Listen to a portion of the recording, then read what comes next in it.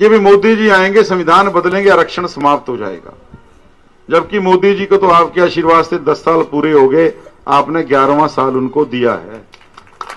और मोदी जी ने जो 10 सालों के अंदर हमारे बीसी समाज या एसटी समाज के लिए योजनाएं बनाई, कांग्रेस 50 साल के राज में उनको छू भी नहीं पाई, बनाना तो दूर की बात। और इधर इनके युवराज अमेरिका जाते हैं और क्या बोलते हैं राहुल गांधी जी कि अगर मेरी सरकार आएगी तो मैं आरक्षण के बारे में सोचूंगा, यानी समाप्त करूंगा। मुझे ध्यान आता है गांव के अंदर एक कहावत चलती थी। मां ने कहा कि बेटा अगर तू थानेदार बन गया, बोला मां पहले तेरे को ही पिटूंगा। फिर मां ने कहा बेटे तू बनता ही नहीं।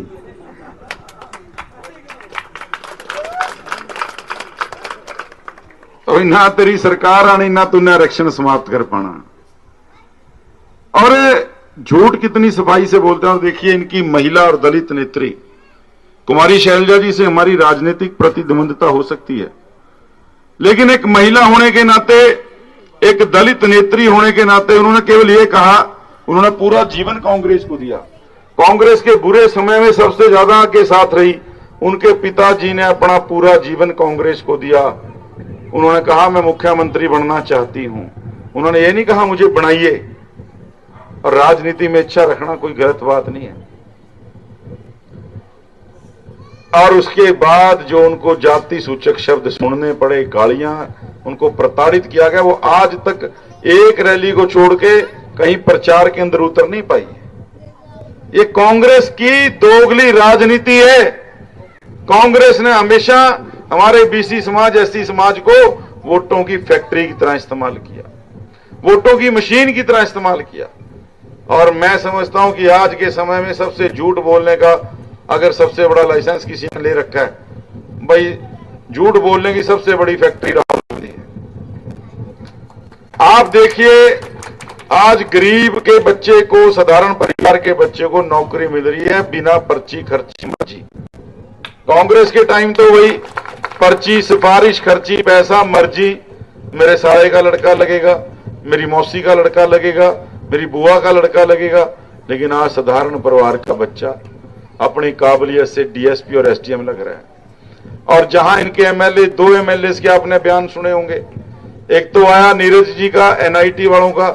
कभी हुड्डा साहब से बात होगी, सरकार में आते ही 2000 नौकरियां मेरे खाते में आएंगी और मैं बांटूंगा। इससे शर्मनाक कोई चीज हो नहीं सकती। और दूसरी तरफ गोगी जी ने क्या बयान दिया कि भाई हम सरकार में आएंगे, पहले अपना घर भरेंगे, फिर रिश्तेदारों का भरेंगे, अगर कुछ बचेगा तो जनता के बारे में सोचेंगे। ये मैं नहीं कह रहा, उनके एमएलए शरेआम पब्लिक मीटिंग में कह रहे हैं। और उसके चुनाव की शुरुआत करने कौन आते हैं? ये हमारे मूर्खाधिराज राहुल बाबा जी। ये अपने आप को ईमानदारी का ढोंग रचते हैं। तो इसका मतलब किसके साथ सांठगांठ है इनकी? किसके साथ सांठगांठ है? वो आदमी जो कह रहा है पहले अपना घर भरूंगा फिर रिश्तेदारों का भरूंगा। आप ऐसी सरकार लाना चाहते हो? आप चाहते हो कि ऐसी सरकार आए जो पहले अपना घर भरे फिर रिश्तेदारों का, और आपके लिए कुछ ना छोड़े? ऐसी सरकार चाहते हो क्या? नहीं चाहते। देखो भाई, आज ये बीच में आएंगे आपके, हम सिलेंडर 500 रुपए में देंगे। वो तो हमारी सरकार फैसला कर चुकी, मंत्रिमंडल में पास भी हो गया। आज अमित शाह जी भी कह के सरकार आते ही 500 रुपए में 1 महीने में 1 सिलेंडर मिलेगा।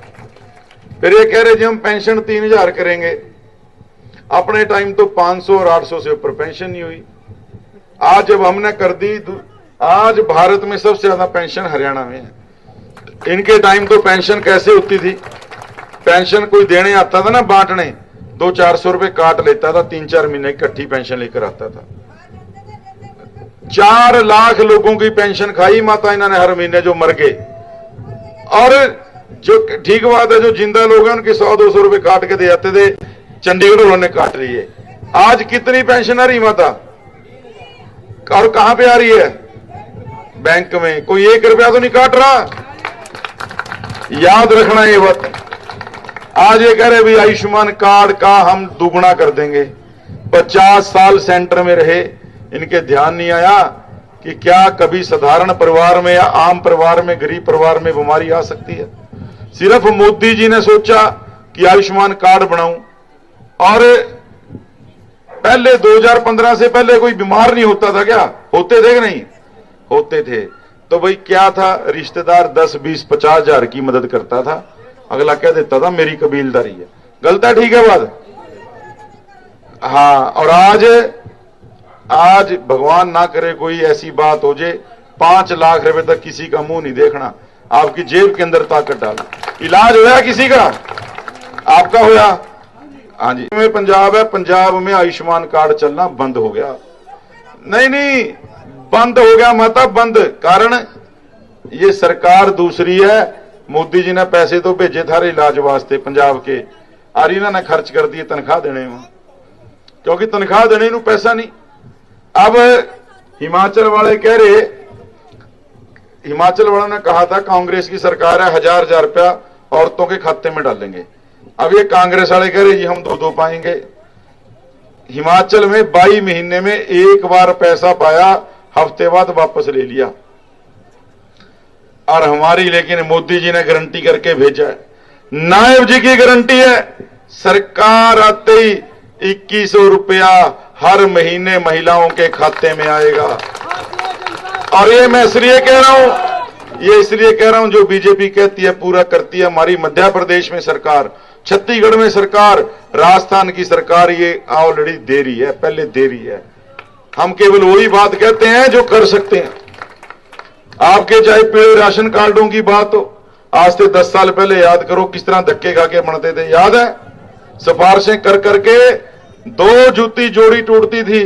और आज CSC सेंटर में जाओ, 5वें दिन राशन कार्ड आपके हाथ में होता है। कितने के लोगों के बन गए जी राशन कार्ड? कितने के बने? और मेरे तक कोई आया? कोई MC तक गया? कोई नहीं। आज 80 करोड़ लोगों को राशन इन राशन कार्डों के ऊपर मिल रहा है।